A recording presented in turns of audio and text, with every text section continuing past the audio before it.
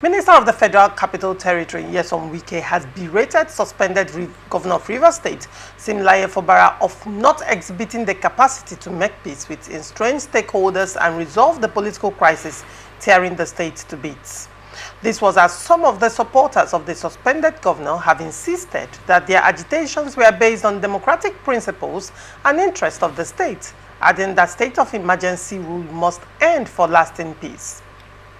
However, Wike stated this during a monthly media chat, confirmed that Fubara paid him a visit in Abuja as part of the move to end their political differences. He accused Fubara of only making peace while his foot soldiers were habitually hitting the polity by attacking his political opponents on television. Wike also faulted his estranged political associate of being accompanied to his house by APC governors and not any of the PDP governors who had been backing him while the crisis festered. He said he bluntly told Fubara at the meeting that he felt he lacked the capacity to make the peace. He also charged the suspended governor to, in addition to seeking peace with him, take the drastic steps to meet other stakeholders like the State Assembly, the party, and other stakeholders for peace to reign. Wike also blamed some governors for fueling the ongoing political crisis in Rivers State. He claimed that the rift between him and suspended Governor Siminalayi Fubara was instigated by certain governors. However, Wike mocked Fubara, stating that those who encouraged him were still secure in their positions while he faced political isolation. The minister also expressed doubts that lifting the state of emergency earlier imposed on Rivers State by President Bola Tinubu alone will resolve the crisis.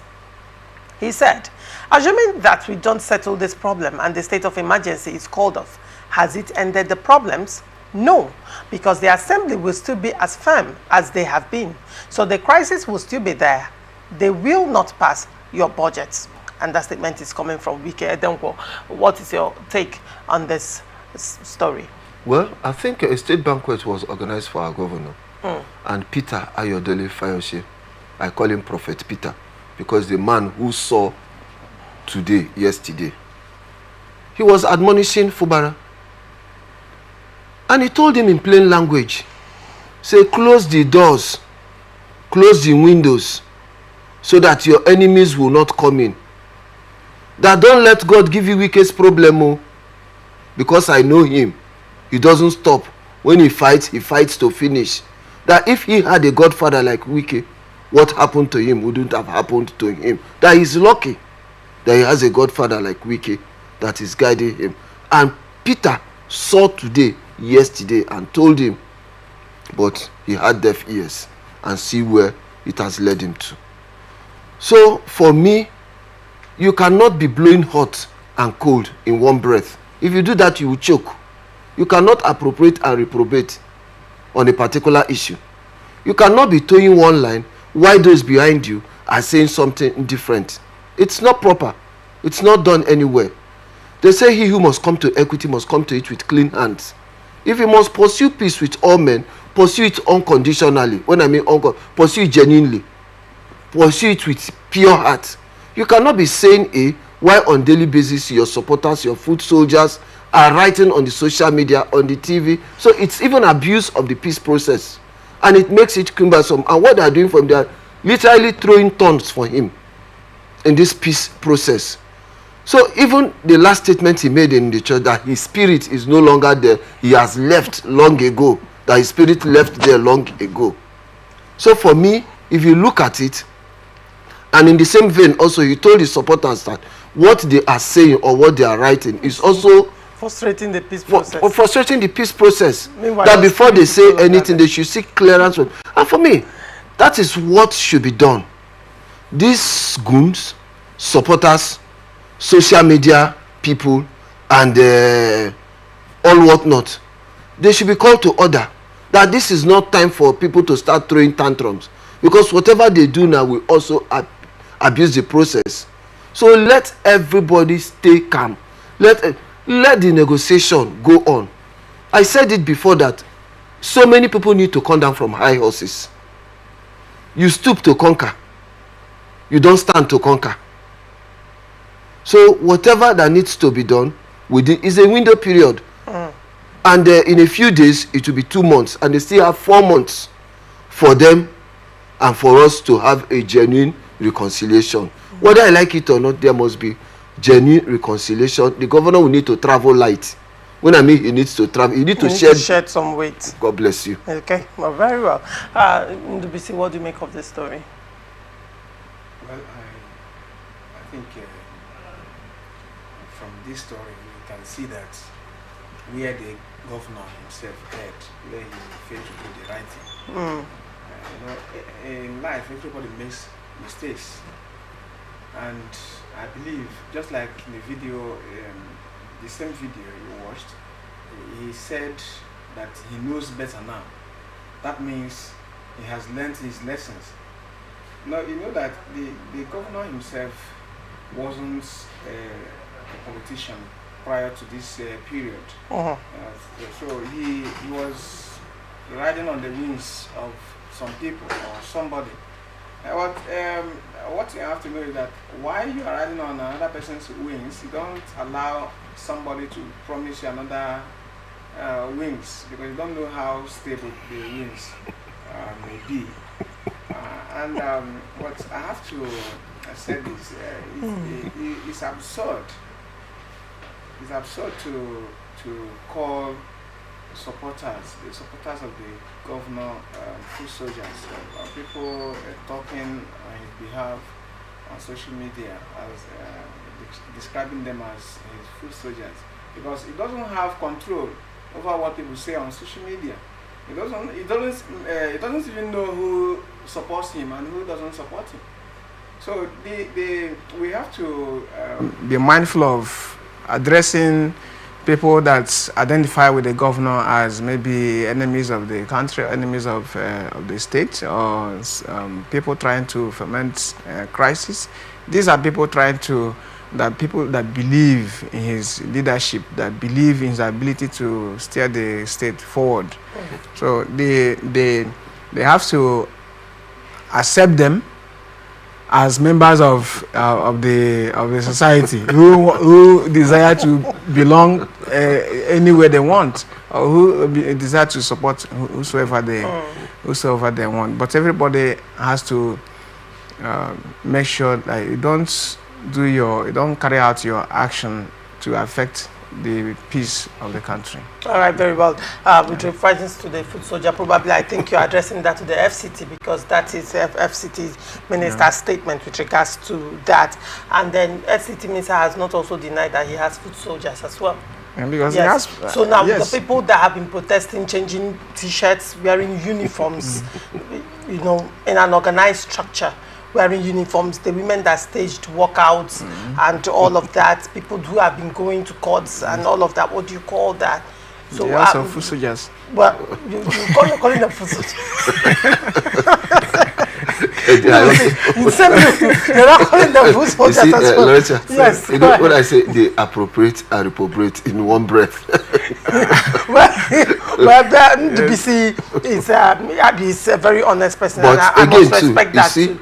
But then, I want to pick out one or two things that the FCT minister said, so you can further elucidate on that. The first, when he was talking, and he said that, the FCT minister did put the blame of a lot of mistakes that the suspended governor made on the governors. And the governors in this instance are PDP governors. Yes. And he's saying that when the suspended governor came to, make peace with him, plead with him, in Abuja, that he came with 2 APC governors, and he was asking them, where are the PDP governors that have been leading you on?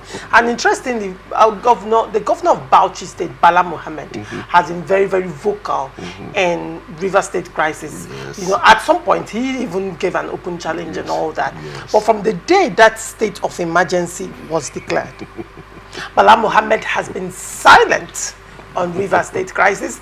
Bala Mohammed has not visited River State again. So, Edanko, well, what do you have to say? Going with APC governors to plead with his predecessor, who is a PDP man? Well, for me, if you look at it, in life, you don't tell a blind man that there is no oil I mean, there's no salt or pepper in a pot of soup or a plate of soup. You can only tell him that there's no oil because we have animal fat, we have plant fat, and we have the vegetable fat. But pepper and salt is one. You can't deceive a blind man. You can't deceive a blind man. So the governor has seen that the only way out for him is to go through that route. The governor of Bauchi State that was visiting here on daily basis, at times he comes at night and he goes in the morning. The governor of Bayelsa State, they were there pontificating, giving him morale. Today, we even have some few PDP governors who were with him. They've all jumped ship.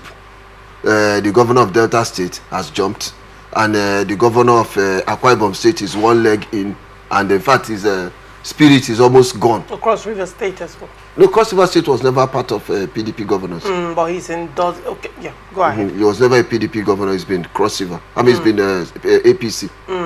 Now, if you look at it, where are those people who were leading him, giving him morale, pushing him? By the time the Supreme Court judgment came, everybody ran away. They knew that it's no longer business as usual. And the minister also told governors of PDP that those of them putting hand fostering crisis in rivers, that he will put fire in their state. So I'm sure with the Supreme Court judgments, some of them, they must have seen danger coming, so they need to run for safety. It's quite unfortunate that our governor was misled. Well, Ndubisi, I know you have something to say to this, or you don't. Go ahead. Well, I think we have overflogged the. No, you actually do not want to talk about, because I have not brought up anything about the PDP governors actually, and the allegation of the FCT minister that the PDP governors were inciting this crisis. So how did you overflog a matter you never discussed? Or you're not comfortable discussing that? It's okay. Well, I think what the PDP governors were doing was to support their fellow PDP governor, but they didn't realize that some of the advice they gave the governor might come back to haunt him. So that's what happened. So they didn't realize. Are they not politically? But to abandon him this time is sabotage. It's betrayal.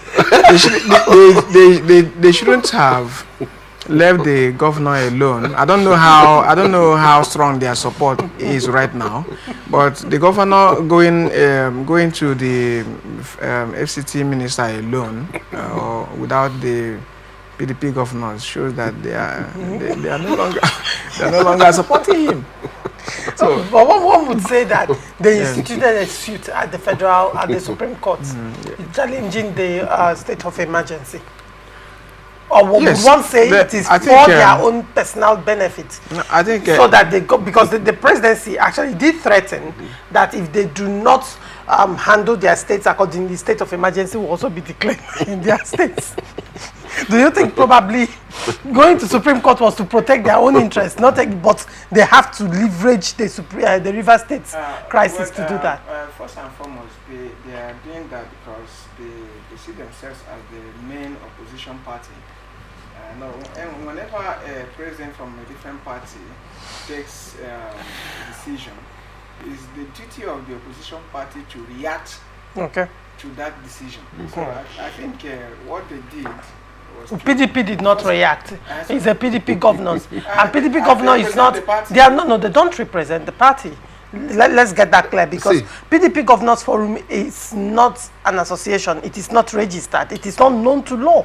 Yes. You see the issue? It's not known to law, and well. So in another instance, they are also trying to protect their own position because what happened to their fellow may happen to them as well. Their fellow governor may also happen to them. Why do you say so? If they don't stand up and do the right thing, if they don't fight it and resolve it, it will still come back to them, to any of them. Okay, very well. I don't want to say something. I want to say something, and for record purpose. The Governors Forum, especially the PDP Governors Forum, is not an organ of a party. It's merely a peer group or a peer review mechanism group within the party and the federation, but they are not an organ. And at some point, the PDP governors have arrogated so much power to themselves, which they lacked. And they were part of the people that brought the PDP crisis to where it is today. Not just limited to the Rivers crisis, but PDP crisis nationwide. The governors does not have, at this point, they don't have the power to control the party. It's the simple truth. All right.